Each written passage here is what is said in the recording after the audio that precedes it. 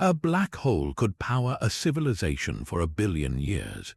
This is not science fiction, but a real theoretical possibility born from one of the most brilliant ideas in modern physics. It is called the Penrose Process. By the end of this exploration, you will understand how humanity, or any advanced species, might one day harvest the spin of a black hole to fuel a galactic empire. We will uncover how a region of twisted spacetime allows for a trick with negative energy, and what unimaginable technologies would be required to build such a cosmic power plant. What does a future look like when energy is no longer a limit but a tool to shape reality itself?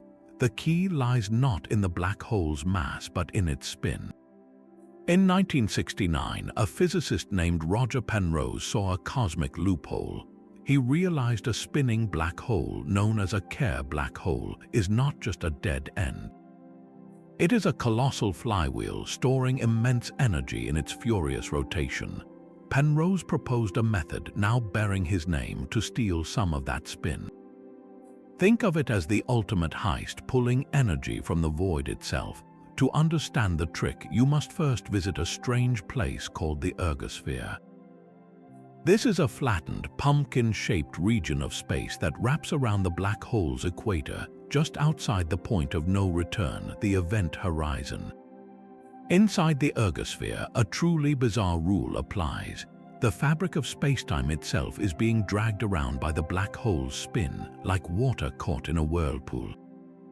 Nothing can stand still here. Every particle, every bit of matter is forced to move in the direction of the spin.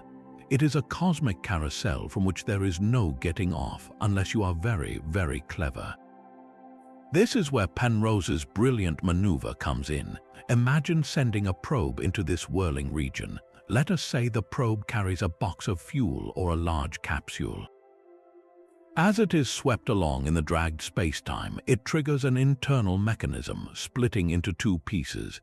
This is the critical moment. If the split is timed just right, one fragment can be sent on a trajectory that plunges into the black hole while the other is flung back out. Here is the magic. The piece that falls in does not just fall. It is engineered to fall in a very specific way, with what physicists call negative energy relative to an observer far away. This is not science fiction energy, but a precise consequence of the warped spacetime. By sacrificing that piece with negative energy, the black hole's rotational speed decreases slightly. And because energy must be conserved, the other fragment, the one that escapes, rockets away with more energy than the entire original probe had when it entered. It gains the rotational energy lost by the black hole. The process is like a gravitational slingshot, but on an unimaginable scale. A spacecraft using a planet's gravity gains a tiny speed boost. The Penrose process uses the twisted spacetime of a spinning black hole to achieve a monumental energy transfer. We are not just borrowing momentum, we are actively slowing down a cosmic giant and taking its spin for ourselves. But this leads to an even more pressing question. What would we even build with that kind of power? For the Penrose process to work, the black hole cannot be still. It must be a specific dynamic type known as a Kerr black hole. Picture the difference between a simple, still pond and a colossal, spinning vortex. A non-spinning black hole, described by Karl Schwarzschild's equations, is like that pond. It is a perfect sphere of darkness defined only by its mass and its event horizon, the point of no return. But the universe is rarely so simple. Most things spin, from planets to stars to galaxies. When a massive star collapses, it conserves that spin, becoming a whirling monster. The result is a Kerr black hole, a far more complex and fascinating beast. Its defining feature is not just mass but angular momentum. This spin warps the structure of the black hole in profound ways. First, the terrifying point of infinite density, the singularity, is not a dot at the center. In a Kerr black hole, the immense centrifugal forces mold the singularity into a ring. It is a loop of unimaginable density, spinning at a significant fraction of the speed of light. Around this ring lies not one but two boundaries. The inner event horizon is the true point of no return. But outside that is another surface, the outer event horizon, which is the gateway we typically think of. And between these two horizons lies a region of truly bizarre physics. But for our purposes, the most important region lies just outside the outer event horizon. This is the ergosphere. Because of the black hole's furious spin, it does not merely pull on space, it twists it. The ergosphere is an oblate, flattened region where spacetime itself is dragged around the black hole, like taffy being pulled in a circle. This effect is called frame dragging. Inside the ergosphere, you cannot stand still. No matter how powerful your rockets, the very fabric of reality is moving, and you are forced to move with it. It is a cosmic treadmill from which there is no escape, only participation. This forced rotation is the source of the Penrose Process's power. The ergosphere is the workshop. It is the only place in the universe where an object can be placed on an orbit that, from the perspective of a distant observer, has negative energy. That is the key to the entire energy extraction scheme. Without this whirling, twisted region of space, the trick simply would not work. The black hole must be spinning, and we must be brave enough to send our machinery into that gravitational whirlpool to tap the spin. So the Kerr black hole is not just a dead end, it is an engine. Its ring singularity is the cosmic axle, and the ergosphere is the spinning flywheel from which we can, in theory, borrow a nearly limitless amount of energy. This ergosphere is the stage for the entire Penrose process, a place where the normal rules of physics are bent but not yet broken. It is crucial to understand this region is not the event horizon. The event horizon is the ultimate point of no return, a one-way membrane from which not even light can escape. The ergosphere, however, is a shell of opportunity just outside that final boundary. An object can enter the ergosphere, and if it has enough thrust and the perfect trajectory, it can still escape back into the wider universe. But surviving here requires more than just powerful engines. It demands a complete surrender to the environment's strange rules. The dominant force is not simple gravity, but something far more peculiar called frame dragging. The black hole's immense spin literally twists the fabric of spacetime around it. Picture a heavy ball spinning in a thick fluid like honey. The fluid closest to the ball gets caught and swirls around with it. In the same way, the empty space around a spinning black hole is not empty at all. It is a dynamic, whirling entity. Inside the ergosphere, this dragging is so powerful that it becomes impossible to stand still. No matter how hard you fire your rockets to counteract the motion, the very coordinate grid of reality is moving beneath you. You are on a cosmic conveyor belt forced to rotate with the black hole. This relentless motion creates the possibility for Penrose's energy extraction. Because of this twisted spacetime, an object can be placed on a very specific, carefully calculated path. From the perspective of someone watching from a safe distance, far away from the black hole's influence, that object can appear to have negative total energy. This does not mean it has some mystical anti-energy substance inside it.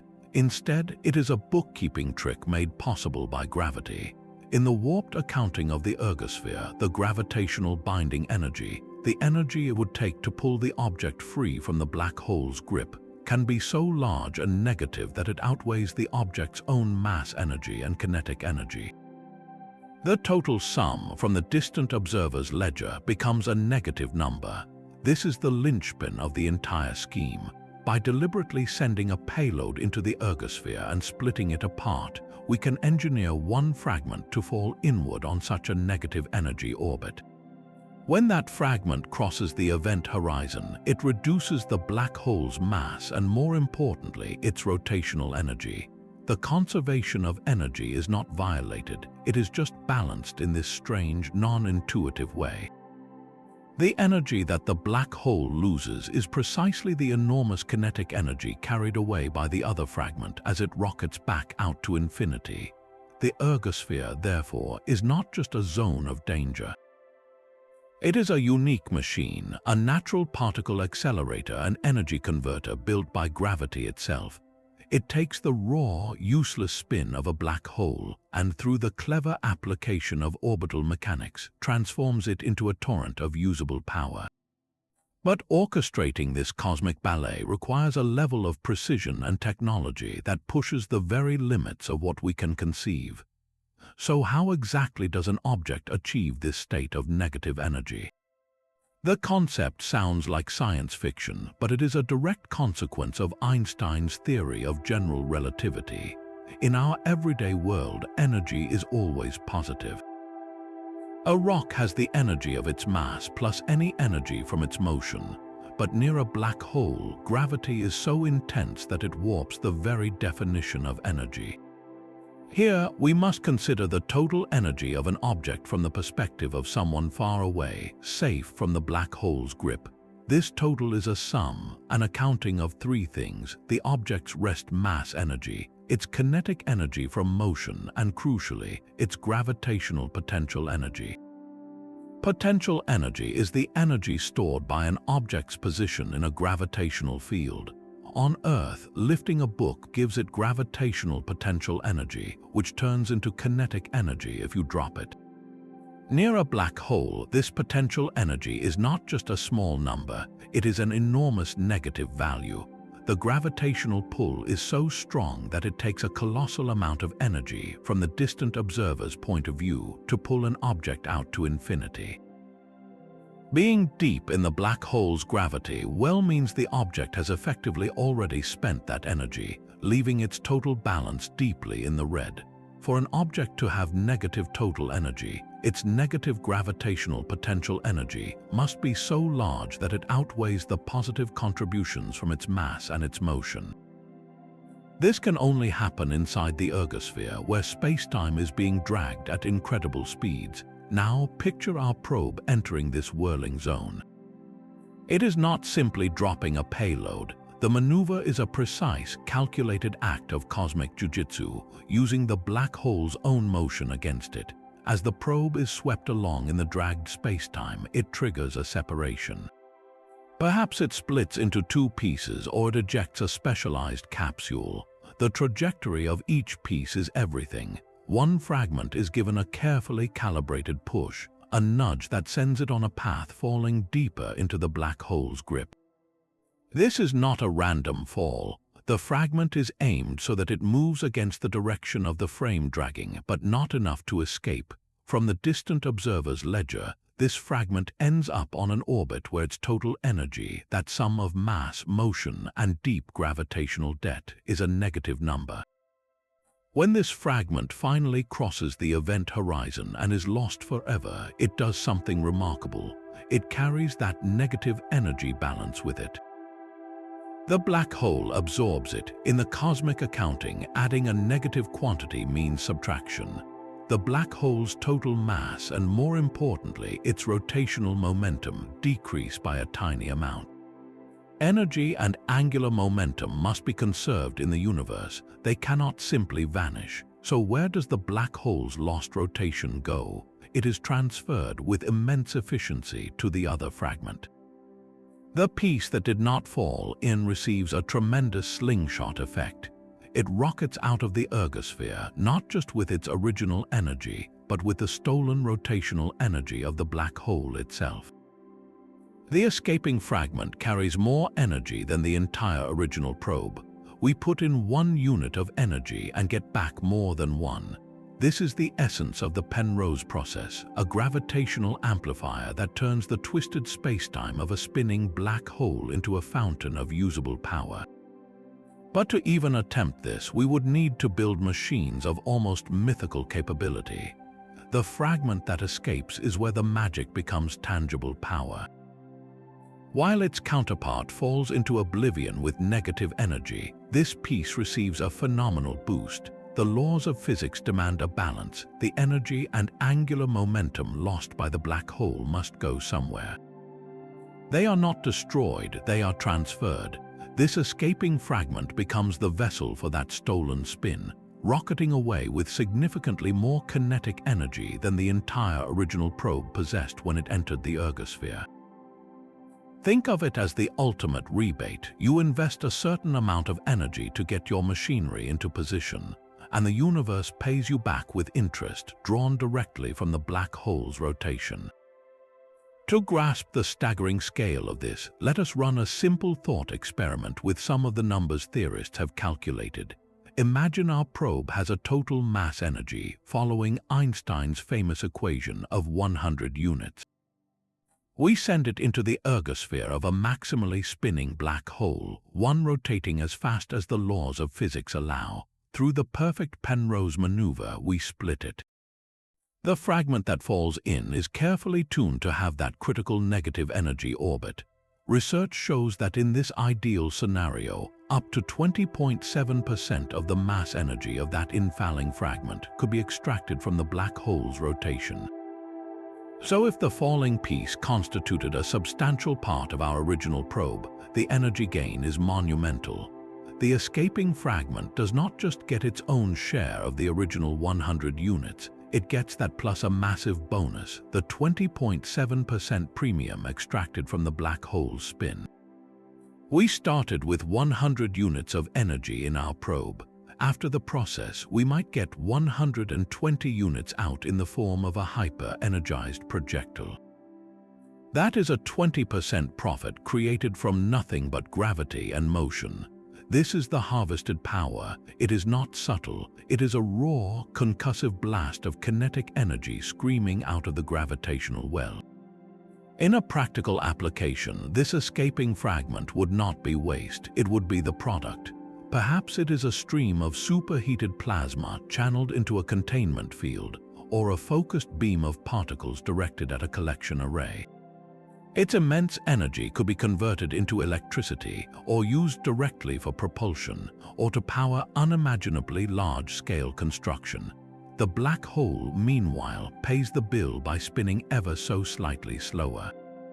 It is a finite resource in one sense. Its rotation can be depleted, but for any civilization capable of building this engine, the time frame is essentially infinite, spanning millions or even billions of years.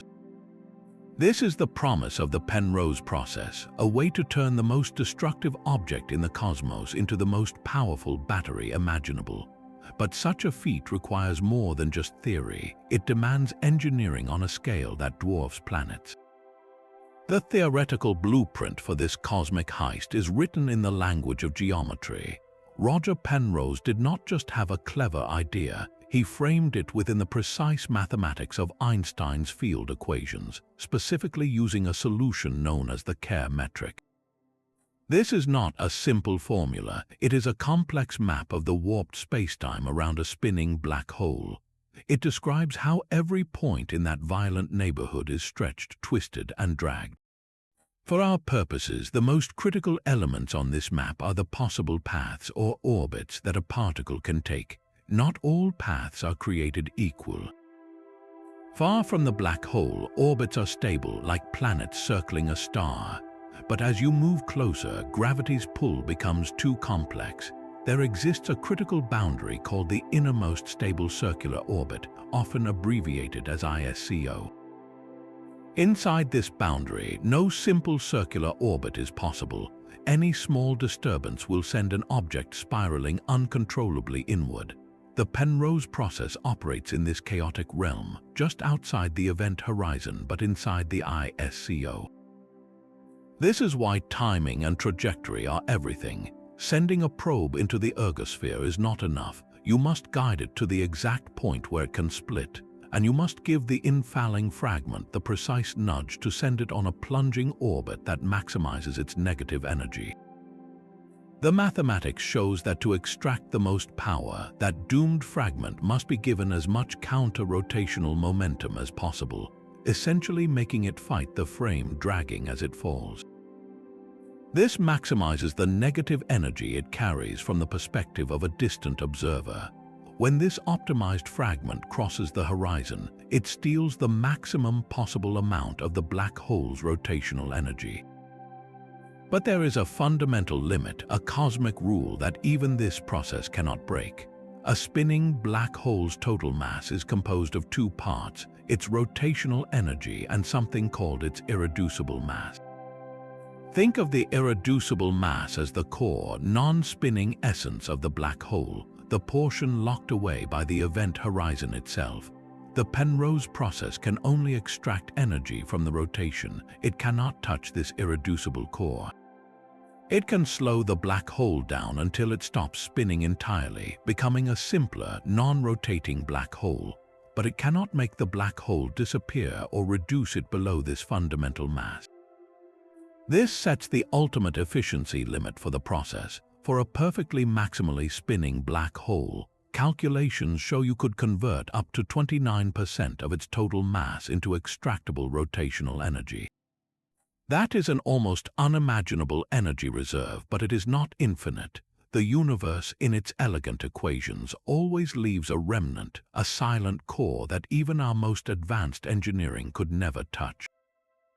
This mathematical framework transforms the idea from a neat trick into a rigorous, if daunting, engineering specification. It tells us exactly where to go, what to do, and what the ultimate payoff could be. Yet these same equations also hint at the monstrous challenges involved, challenges that would require technologies far beyond anything we possess today.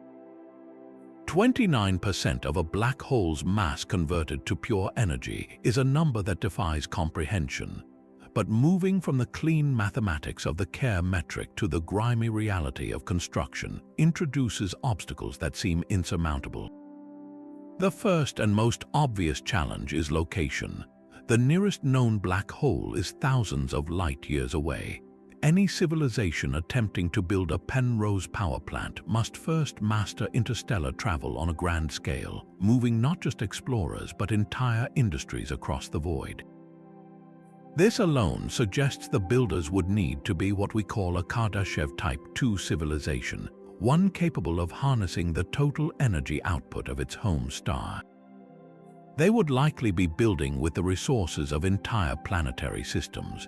But even for such a civilization, the black hole itself presents a fundamental problem. We cannot just build a power plant on its surface. There is no surface. The event horizon is a boundary of pure geometry, a mathematical line in space beyond which all matter is crushed into the ring singularity. So where do you put your machinery? The answer lies in the ergosphere, that whirling zone of opportunity. But operating there is an engineering nightmare. The tidal forces, the difference in gravity between your head and your feet if you were to get too close, would shred any ordinary structure into a stream of atoms. The radiation from infalling matter and the black hole's own high-energy environment would be lethal. Any harvesting station would need to be built from materials with unimaginable strength, capable of withstanding forces that would vaporize planets. It would likely need to be a dynamic structure, not a rigid sphere, but something that orbits in a synchronized pattern, perhaps a vast ring or a swarm of billions of autonomous collectors dancing at the edge of the ergosphere. This leads to a compelling speculative idea, often called a Penrose sphere. Think of it not as a solid shell, but as a Dyson sphere built around a black hole instead of a star.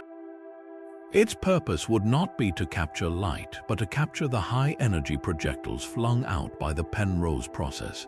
This megastructure would act as a giant catcher's mitt, absorbing the kinetic energy of the escaping fragments and converting it into usable power. The scale is almost laughably vast. For a black hole with the mass of our Sun, the ergosphere might be only a few kilometers across, but the structure needed to safely orbit and collect the energy would need to be far larger, likely spanning millions of kilometers. The energy required to build such a thing would itself be astronomical, a project spanning centuries or millennia. So is this a natural step for an advanced species? Perhaps, if a civilization truly graduates to using the energy of stars, Then black holes represent the next logical fuel source, far more efficient and long-lasting. The Penrose Process might be a galactic rite of passage, the ultimate public works project that signals a species has learned to manipulate not just matter, but the fabric of spacetime itself. They would no longer be inhabitants of a star system, but curators of a cosmic engine. Yet, even with this staggering vision, a deeper mystery remains. The Penrose Process relies on sending matter into the black hole. But what if there was a way to extract that spin without sacrificing anything at all? Building such a facility would be the greatest engineering project in history. The first decision is location, a stable orbit far enough from the event horizon to be safe, yet close enough to efficiently launch payloads into the ergosphere. This orbit would be a delicate balance, a gravitational tightrope walk where the station must constantly adjust its position against the black hole's immense pull and the drag from the surrounding accretion disk if one exists. The station itself would not be a single building but a vast, decentralized complex. Think of it as a hive, a central command hub surrounded by swarms of specialized drones and launcher platforms. A primary activity would be the constant, rhythmic firing of probes into the whirling darkness below. These would not be fragile spacecraft as we know them. They must be armored shells built to withstand not just the journey but the act of their own destruction. Inside each probe, a payload of dense matter, perhaps harvested from a nearby asteroid belt or a gas giant, waits to be split at the perfect moment. The mechanism for this split is a puzzle.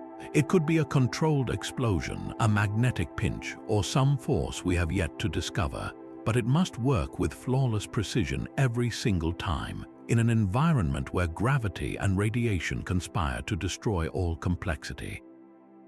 The materials for this entire operation defy our current science. The station's hull, the probe armor, the collection grids, all must be constructed from substances with tensile strengths millions of times greater than graphene.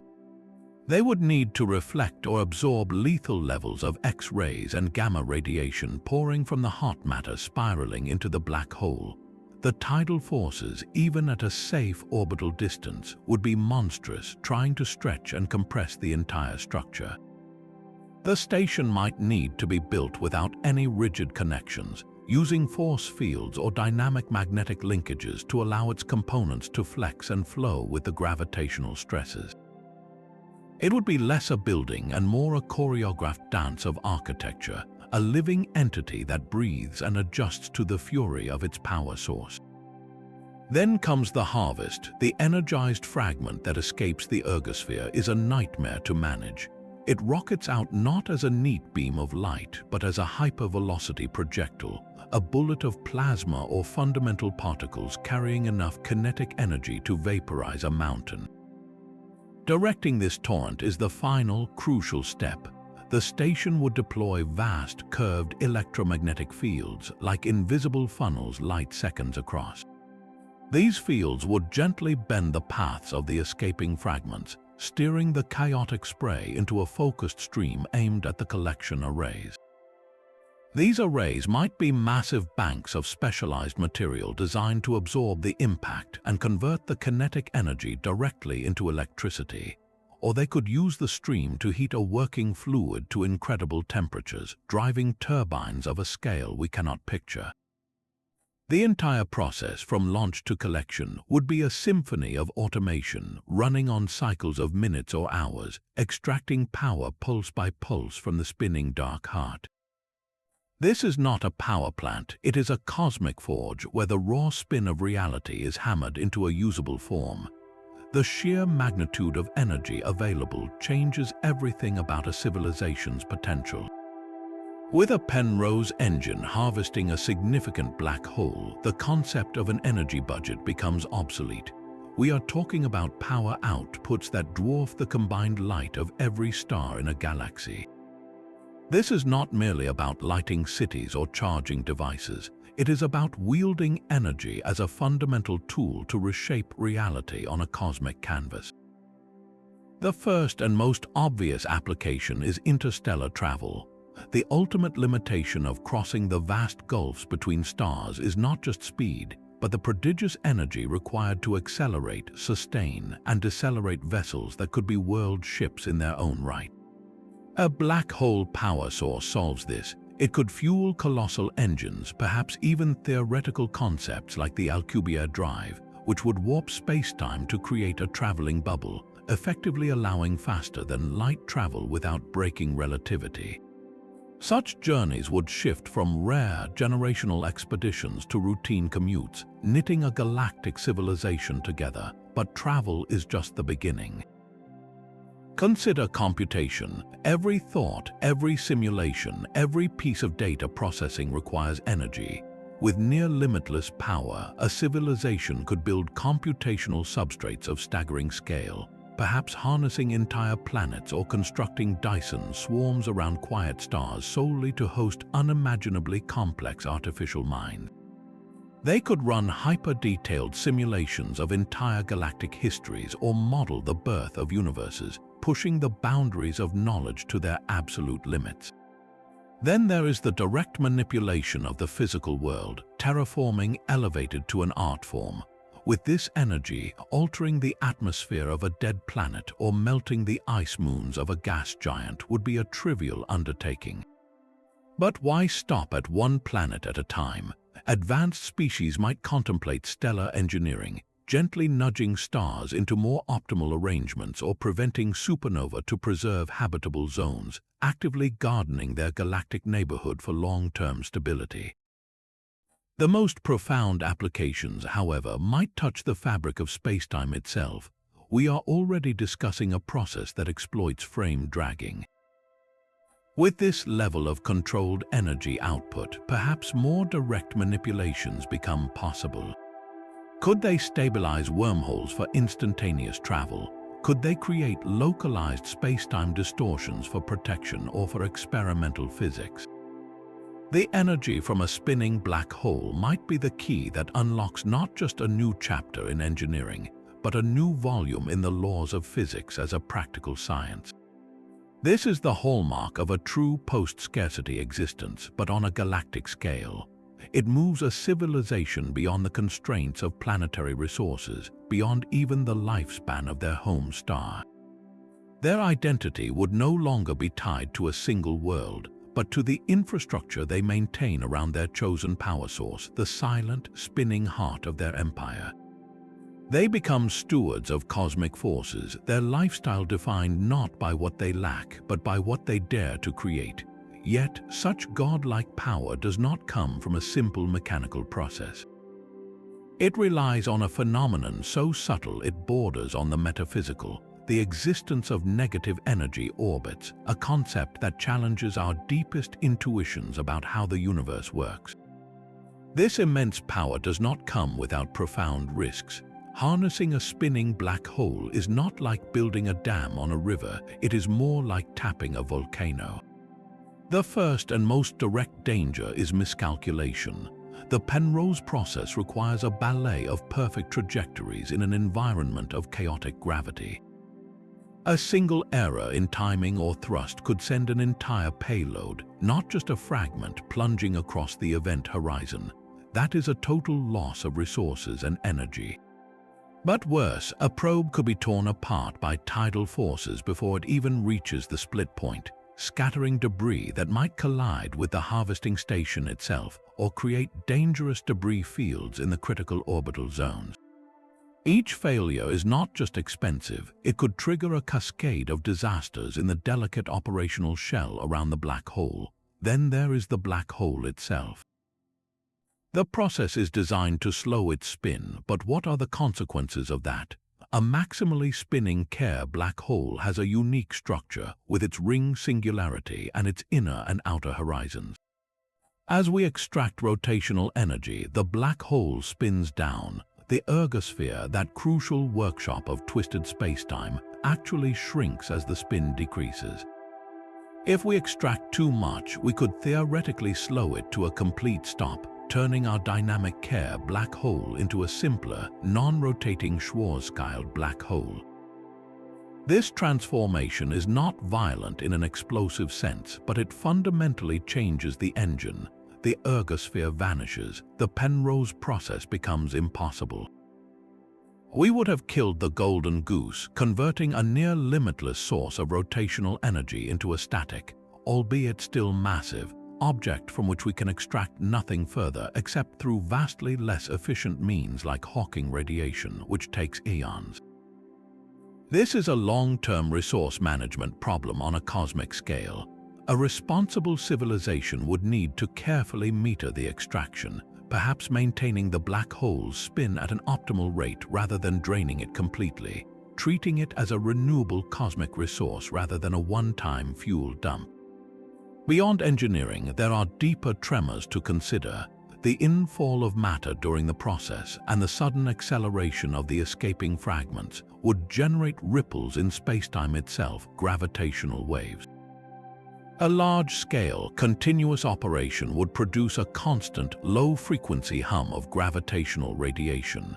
For the builders, this might be a manageable side effect, but for any other civilization living in that galactic neighborhood, it would be a permanent, unnatural signature in the fabric of reality, a beacon announcing a massive and possibly unsettling technological presence. This leads to the ultimate ethical consideration. Do we, or any species, have the right to alter such a fundamental cosmic object? A black hole is not a dead rock. It is a key feature of the galactic ecosystem, influencing the orbits of stars and the structure of spacetime for light years around. Draining its spin is an intervention on a geological scale. It is a declaration that the universe is not just a place to live in, but a machine to be taken apart for parts. The balance is between ultimate power and ultimate responsibility. Wielding such force requires a maturity beyond conflict, beyond scarcity. It demands a perspective that sees the galaxy not as a territory to conquer, but as a garden to tend, with the understanding that the most powerful tools are also the ones that carry the greatest potential for irreversible change. The decision to build a Penrose engine is not just a technological milestone. It is a philosophical passage, forcing a species to ask what it will become with the power of a star system at its fingertips. The universe, it turns out, has been running its own version of the Penrose engine for billions of years. We do not need to imagine the technology because we can already see its signature blazing across the cosmos. Look at a quasar, the intensely bright core of a distant galaxy. It outshines 1 trillion stars, yet it is powered by a region of space smaller than our solar system. At its heart lies a supermassive black hole, and from its poles erupt colossal jets of matter, shooting out at nearly the speed of light for hundreds of thousands of light years. For decades, the source of this phenomenal energy was a profound mystery. How could a black hole, an object that consumes light, be the engine for the brightest phenomena in the universe? The answer lies in a magnetic cousin of the Penrose process. While Roger Penrose imagined using falling matter to steal spin, nature uses something even more ethereal: magnetic fields. This is known as the Blandford-Zenagic process, and it is the key to understanding quasars and active galaxies. Picture the swirling, superheated gas of an accretion disk orbiting a spinning black hole. This plasma is threaded with incredibly powerful magnetic field lines, like invisible wires frozen into the churning material. As the black hole spins, it drags spacetime around it, and this frame dragging twists those magnetic field lines into a tight, rotating coil. It is like a cosmic dynamo. The twisting generates a tremendous voltage, turning the region just outside the event horizon into a natural particle accelerator of unimaginable power. Charged particles are catapulted along these twisted field lines, and because they cannot cross the lines, they are funneled into 2 narrow beams erupting from the black hole's poles. These are the relativistic jets we observe. Crucially, the energy to launch these jets comes directly from the black hole's rotational energy. The magnetic fields act as a transmission belt, tapping the spin and converting it into a directed torrent of particles and radiation. It is not identical to the mechanical splitting of a probe in the Penrose process, but the underlying principle is the same, extracting rotational energy from a spinning black hole. The Blandford-Zenagic process shows us that energy extraction is not just a clever human idea. It is a standard feature of the universe's most violent and energetic engines. It turns the theoretical into the observable. When we look at the brilliant heart of a quasar or the stunning jets of a galaxy like M87, we are not just looking at a black hole feeding. We are looking at a black hole working, its spin converted into raw power on a scale that dwarfs all the stars in its galaxy combined. This cosmic reality check makes the Penrose process feel less like science fiction and more like a logical next step, a deliberate engineering of a phenomenon that already lights up the dark corners of the universe. If nature can do it with tangled magnetic fields, what could a conscious civilization achieve with focused intent? The ergosphere offers far more than just a power source. Its violently twisted spacetime could become a versatile cosmic laboratory, a place to manipulate the very rules of physics for purposes we can only begin to guess. One of the most profound possibilities involves time itself. According to Einstein's theories, gravity slows time. The deeper you are in a gravitational well, the slower your clock ticks compared to someone far away. Near a black hole, this effect is extreme. A station orbiting safely within the ergosphere would experience time dilation so powerful that years could pass there while centuries or millennia sweep by in the wider galaxy. This is not just a curiosity, it could be a tool. Imagine a research outpost studying the long-term evolution of stars or civilizations. Scientists could work for decades, observing cosmic changes that unfold over eons outside, all within a single human lifetime. For interstellar travel, a ship could use the ergosphere as a temporal harbor, not for propulsion but for synchronization. A crew could wait out a long journey from the perspective of their destination, emerging only when their arrival was timely or strategically optimal. The black hole becomes a clock, a way to navigate not just space but the river of time. The region also functions as a natural particle accelerator of staggering power. The frame dragging and immense gravitational energies can whip particles to velocities approaching the speed of light, colliding them with energies far beyond anything our largest machines on Earth could ever achieve. A civilization could station detectors around the ergosphere to capture these natural collisions, studying the fundamental building blocks of matter under conditions that have not existed since the first moments after the Big Bang. They could probe the unification of forces, search for new particles, or test the limits of quantum gravity in a real-world setting no simulator could ever replicate. The black hole, in this view, is the ultimate physics experiment, a window into the most extreme laws of the universe. That same frame-dragging force might be harnessed more directly for propulsion. While the Penrose process extracts energy by sacrificing matter, a more elegant method could use the ergosphere's rotation as a slingshot for spacecraft. A vessel could dip into the whirling spacetime, using precisely calculated maneuvers to gain a tremendous velocity boost without needing to carry or expend vast amounts of fuel. It would be a gravitational assist maneuver taken to the absolute limit, using the black hole's spin as a cosmic catapult to fling ships across interstellar distances.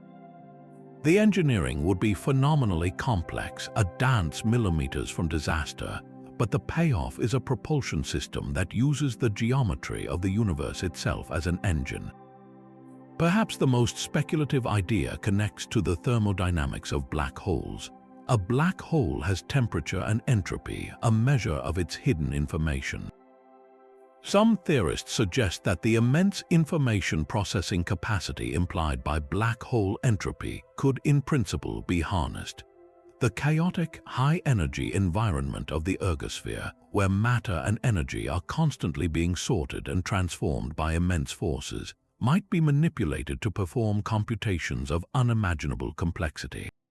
It sounds like pure fantasy, but if information is a physical property, then a black hole is the ultimate hard drive, and the processes at its edge might be the circuitry. A far future society might not just extract the black hole's rotational energy, but also tap its information processing potential, using it to solve problems or run simulations that are utterly intractable for any conventional computer. So the vision expands. A spinning black hole is not merely a battery. For a civilization advanced enough to reach it and build within its grip, it becomes a multi-tool of cosmic proportions. It is a power plant, a time machine, a particle collider, a launch platform, and perhaps even a thinking engine. It transforms from a terrifying astronomical object into a foundational piece of infrastructure, the beating heart of a society that has learned to work with the fabric of reality. Their entire way of life, their science, their travel, and their understanding of the universe would orbit this dark star. But this leads to a haunting and beautiful question. If we ever saw such a structure glowing in the data from our telescopes, how would we even recognize it? Every engine needs fuel, and the Penrose engine presents a unique logistical puzzle. What exactly do we throw into the black hole? The process demands mass, a physical payload to split apart in the ergosphere. This is not a trivial concern. To extract meaningful power continuously, you need a continuous supply of matter and on a staggering scale. So where does it come from? A civilization at this level would likely view entire planetary systems as raw material depots. Mining operations on an unimaginable scale could strip asteroids, dismantle moons, or even process the atmospheres of gas giants to harvest hydrogen and other elements. The feedstock would be compressed into dense pellets or confined plasma streams ready for launch into the whirlpool. But is there a more elegant solution than cosmic strip mining? Perhaps a truly advanced society might recycle on a galactic scale the waste products of their civilization, the spent hulls of ships, the debris from construction, even the byproducts of their own energy consumption, could be gathered and fed back into the black hole. The engine becomes the ultimate recycler, with matter perpetually cycled from useful form to energy extractor and back again in a different state. This raises an even more intriguing possibility. Einstein taught us that mass and energy are equivalent. If you have enough power, you can, in theory, create mass. A civilization already drawing immense energy from the black hole could use a portion of that energy to synthesize matter directly, perhaps using colossal particle accelerators to condense energy into protons and neutrons, literally manufacturing the fuel it needs from pure light. This would be the pinnacle of a closed-loop system, but the efficiency trade-offs are severe. Converting energy to mass and then back to energy through the Penrose process would involve significant losses. It is far more efficient to find mass that already exists. This forces a strategic decision. Do you expend energy to haul asteroids from across light years, or do you cannibalize a nearby planetary system? The choice defines your relationship with the galaxy. A civilization that consumes planets for fuel is engaging in an act of cosmic engineering with permanent consequences. They would need to carefully calculate the balance, ensuring they do not destabilize the orbits of other worlds or destroy potential habitats. It becomes an exercise in interstellar resource management, a long-term plan spanning millions of years. The black hole power plant is not a standalone facility. It is the hungry heart of a vast logistical network with supply lines stretching across star systems, conveyor belts of matter flowing endlessly toward the dark, spinning core. The fuel problem transforms the vision from a single megastructure into an entire economic and ecological philosophy, forcing a species to decide what they are willing to consume to power their ascent. A black hole spin is not an infinite well. It is a colossal but finite reservoir of energy. So just how sustainable is this cosmic power plant? Let us perform a simple, staggering calculation. Imagine we have a black hole with the same mass as our Sun, and it is spinning at the maximum possible rate. According to the theoretical limit, up to 29% of its total mass is convertible into rotational energy through the Penrose process. That is an almost incomprehensible number. The total mass energy of our Sun, via Einstein's equation, is about 1.8 times 10 to the 47th joules. 29% of that is still an ocean of power so vast it numbs the mind. Now, let us assume a civilization is wildly ambitious. They build a Penrose engine capable of extracting energy at a rate equal to the entire luminous output of the Milky Way galaxy, which is roughly 10 billion times the power output of our Sun. Even at this prodigious galaxy lighting rate of consumption, it would take over 100 million years to drain that solar mass black hole of its extractable spin. For a more modest civilization using merely the output of 1 million suns, the timeline stretches into the tens of billions of years, longer than the current age of the universe itself. This is the scale we are dealing with. It redefines the word sustainable. Compare it to the energy source that currently sustains life on Earth, stellar fusion. Our Sun has a total fusion lifetime of roughly 10 billion years. A Penrose engine hooked to a similar mass black hole could provide comparable power for a duration in the same cosmic league, but with a crucial difference. When a star like our Sun dies, it leaves behind a white dwarf. When you spin down a black hole, you are left with a slower or even non-spinning black hole. The fuel is not destroyed, it is transformed. The process is exhaustible, but on timescales that dwarf human history, even the history of life on our planet. It forces any civilization that builds one to think in deep time, to plan for epochs. Their energy strategy would not be measured in fiscal years or even centuries, but in galactic rotations. They would need to consider the future of their project on a scale where stars are born and die. This transforms sustainability from a technical challenge into a philosophical one. Do you extract aggressively to fuel rapid expansion, knowing you will exhaust the resource in a mere 100 million years? Or do you throttle back, setting a modest extraction rate that could power your civilization for the lifespan of the galaxy itself? The black hole becomes a clock, its diminishing spin a measure of your civilization's duration.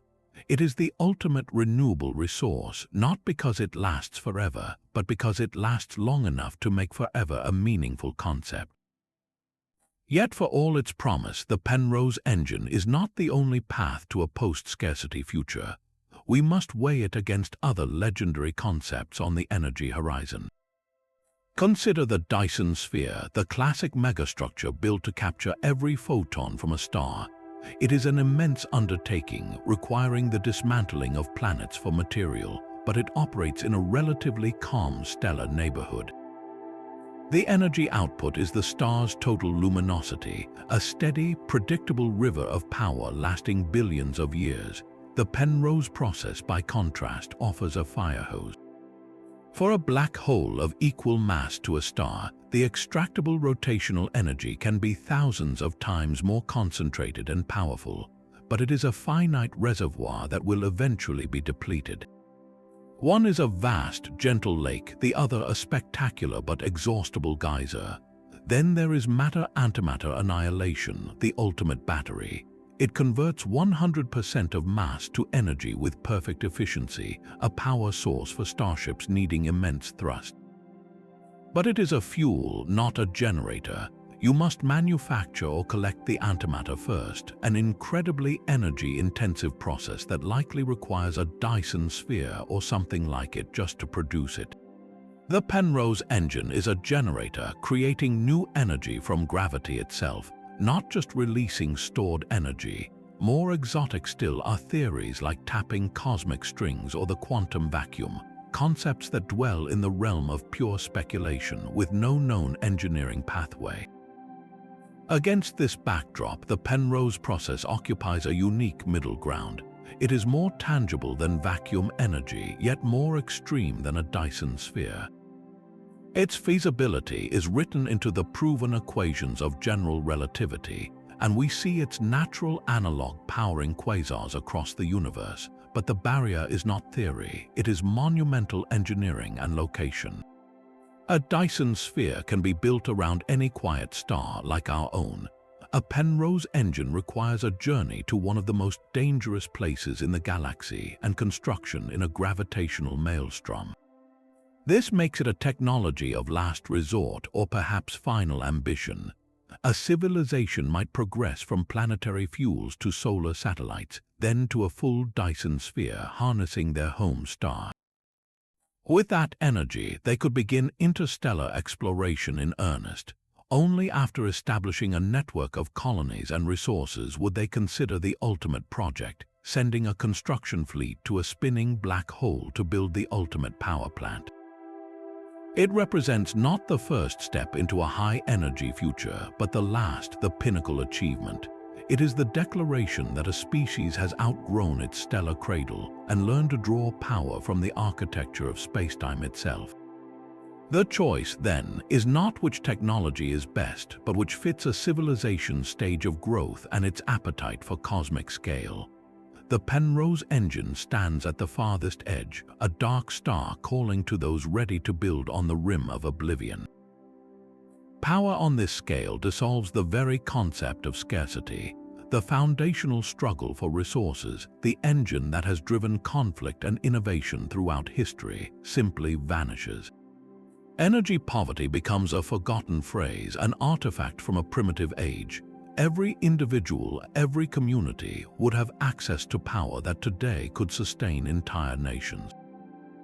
This is not just about brighter lights or faster transport, it is a complete reordering of society's priorities. When energy is as abundant and free as air, what do people strive for?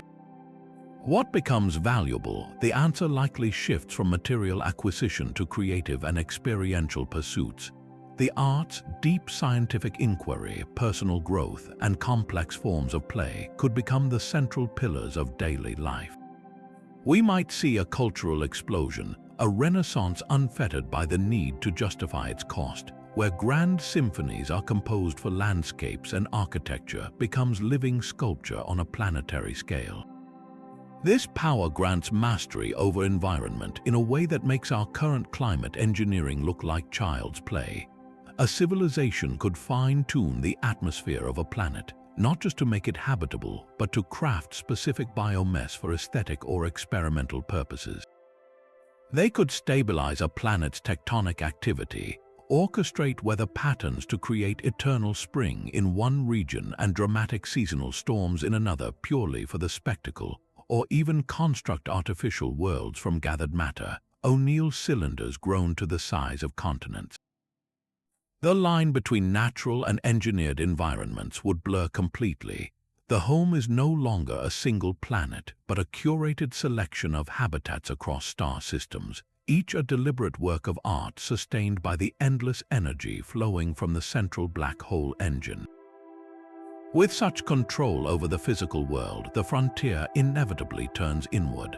One profound application of this energy would be the creation of detailed, immersive simulations. If you can simulate a universe, why explore the real one? This is a pivotal sociological question. These could be historical reenactments, allowing citizens to experience any era firsthand, or fantastical realms built from collective imagination. They could be scientific tools modeling the evolution of galaxies or the intricacies of consciousness, but there is a risk. If the simulations become more appealing, more comfortable, or more creatively fulfilling than base reality, could it lead to a voluntary retreat, a kind of existential hibernation?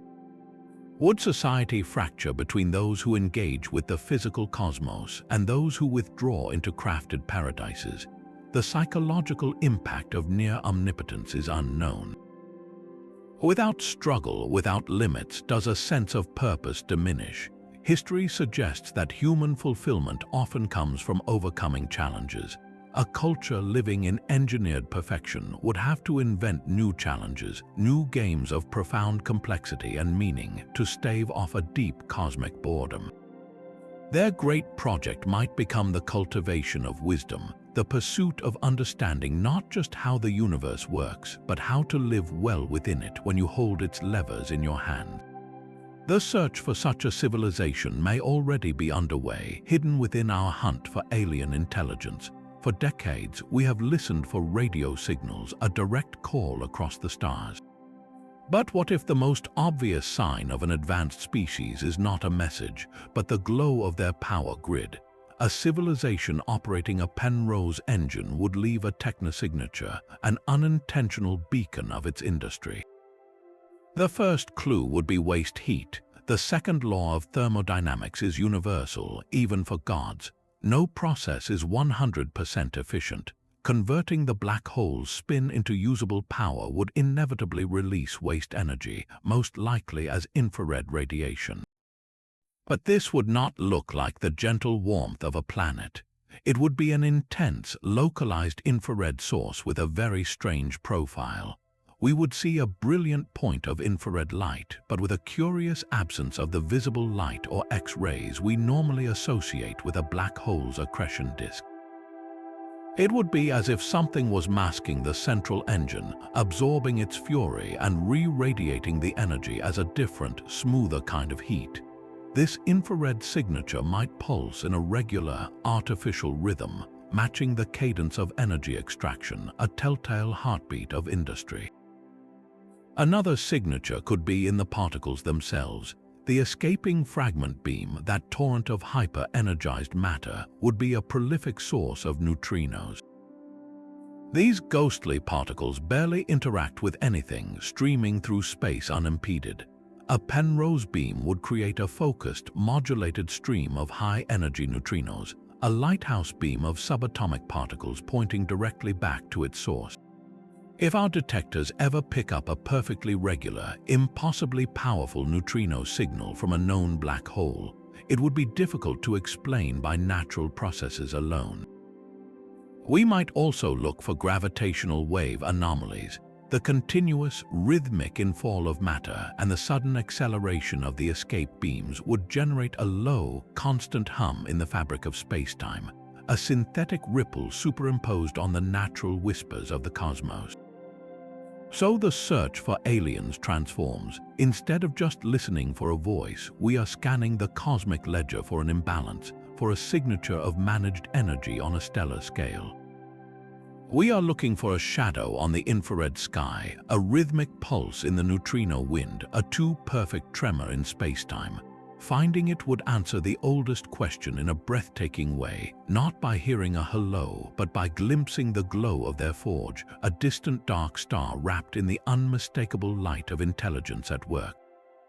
A Penrose engine would be far more than a power plant. It would be the most ambitious physics experiment ever conceived. To even attempt its construction, we would have to push our understanding of gravity to the absolute edge, testing Einstein's general relativity in conditions of unimaginable violence. This is what physicists call the strong field regime, where gravity is no longer a gentle curve but a wrenching twist in the fabric of reality. Our current theories are built on observations of planets, stars, and even colliding black holes from a safe distance. But to build a machine that operates inside the ergosphere, we would need to know the exact behavior of spacetime in that whirling chaos, centimeter by centimeter. Any miscalculation in our models would mean instant, catastrophic failure.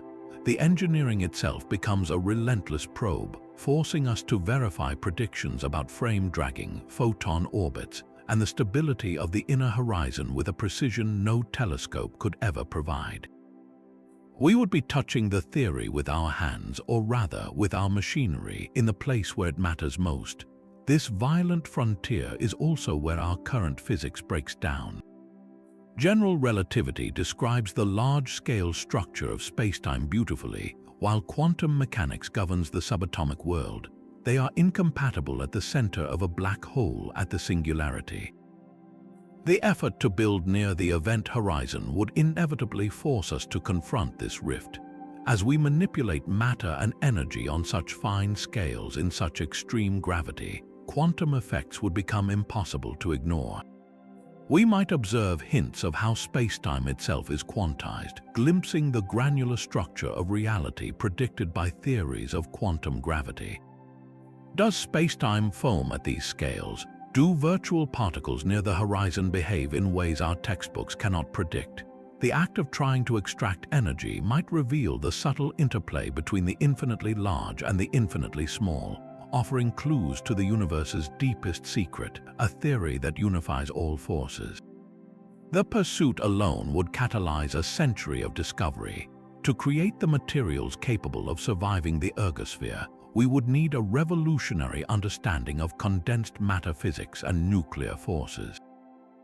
To guide the probes, we would need navigation systems that account for time dilation and curved paths in real time, advancing our grasp of both computation and cosmology.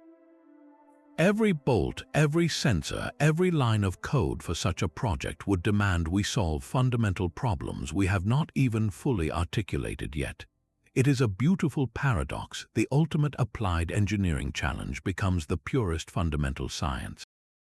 We would not be just using physics, we would be writing its next chapter under extreme duress, with the black hole itself as our laboratory and our strictest professor. The energy we harvest might one day run out, but the knowledge gained in the attempt would be a permanent inheritance, lighting our way into a universe we finally begin to truly understand. Science fiction has long been a playground for ideas like the Penrose Process, translating its dizzying physics into gripping narrative. Arthur C. Clarke, a master of marrying hard science with visionary storytelling, explored the concept in his novel Imperial Earth. He imagined a future where humanity taps the rotational energy of a black hole, not just for power, but as a central element of an interstellar civilization's economy and identity. Clarke treated the idea with his characteristic respect for scientific plausibility, using it as a backdrop for human drama rather than a magical solution. This is a common thread in the best of the genre. The concept serves as a stage, its staggering implications forcing characters to confront new scales of ambition and responsibility. Other stories take more creative license. In various films and video games, the Penrose Process or similar black hole energy extraction often appears as a shimmering technological marvel in the background, a visual shorthand for an advanced, almost godlike society. The intricate ballet of splitting probes in the ergosphere is usually glossed over, replaced by awe-inspiring visuals of beams of light piercing space or entire megastructures humming with impossible power. This is not a failing, it is a necessary translation. The core truth, the idea of drawing power from a black hole's spin, is preserved even if the messy, violent mechanics are streamlined for the sake of pace and spectacle. These portrayals bridge a crucial gap. They take an equation scribbled in a notebook and give it a face, a sense of scale, and an emotional weight. They allow us to viscerally feel what it might be like to live in such a future, to see those artificial stars glowing in the void. This inspiration is a two-way street. The bold, theoretical work of physicists like Roger Penrose provides the raw material for storytellers. In turn, those stories shape our cultural vision of the future, making the seemingly impossible feel attainable, fueling the next generation of scientists and engineers who look at a black hole and see not just an end but a beginning. The cycle between discovery and dream is what propels our imagination forward, long before our technology can catch up. But the power to reshape a cosmic object forces a deeper question of responsibility. Is it ecologically sound to tap a black hole? We think of ecology as the study of forests and oceans, but on the grandest scale, the galaxy has an ecology too, a delicate balance of gravity, radiation, and motion. A supermassive black hole sits at the heart of most galaxies, its immense gravity orchestrating the dance of billions of stars. Its spin is a fundamental property, a fingerprint of how the galaxy formed. By actively draining that spin, we are not just mining a resource, we are performing surgery on the galactic core. Could slowing it down subtly alter the orbits of nearby stars over millennia? Might it affect the stability of the accretion disk, that swirling banquet of matter that feeds the black hole and emits powerful radiation? We do not know. The timescales are so vast, the systems so complex, that unintended consequences could ripple outward for light years, unfolding long after the civilization that built the engine is gone. This moves the debate from engineering to a principle of cosmic stewardship. Do we have the right to alter such a foundational feature? A black hole is not a dead asteroid, it is a dynamic component of the galactic machine. Tapping it for power is an act of profound intervention, a declaration that the universe exists not just to be observed, but to be taken apart for our use. It is the ultimate expression of a technological civilization, but also a potential act of cosmic hubris. Perhaps truly advanced species develop not just power but wisdom. They might establish interstellar treaties or cultural taboos regarding such technologies.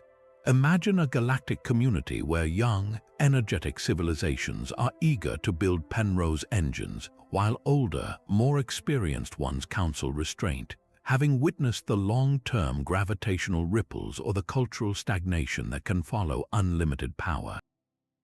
The black hole becomes more than an energy source, it becomes a diplomatic object, a subject of negotiation and shared governance. The quest for energy transforms into a test of maturity, forcing a species to ask not just if they can build something, but whether they should, and who they must answer to in the silent, star-filled court of the cosmos. This final, untouchable portion of a black hole's mass is known as its irreducible mass. It is the ultimate limit, the cosmic fine print on any energy extraction scheme. No matter how clever our technology, we cannot reduce a black hole below this fundamental mass.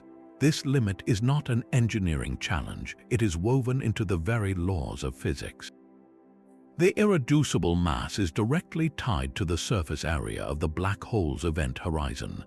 That area can never decrease through any classical process, including the Penrose process. When we extract rotational energy, we are not making the black hole vanish, we are simply reorganizing it. We convert the dynamic, spinning black hole into a quieter, slower one with the same irreducible mass. Think of it like squeezing a sponge. You can wring out the water, which represents the extractable rotational energy, but the sponge itself, its fundamental structure, remains. That sponge is the irreducible mass. This principle connects to one of the most profound discoveries in theoretical physics, black hole thermodynamics. A black hole has entropy, a measure of disorder or hidden information, and its entropy is proportional to the area of its event horizon.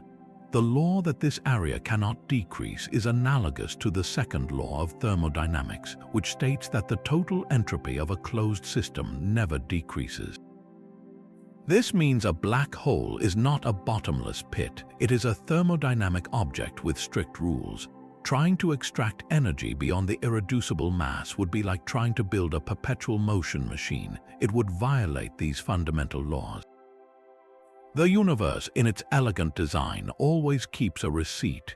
It prevents us from getting something for nothing on an absolute scale. For any civilization dreaming of a Penrose engine, this sets a precise and non-negotiable ceiling on efficiency.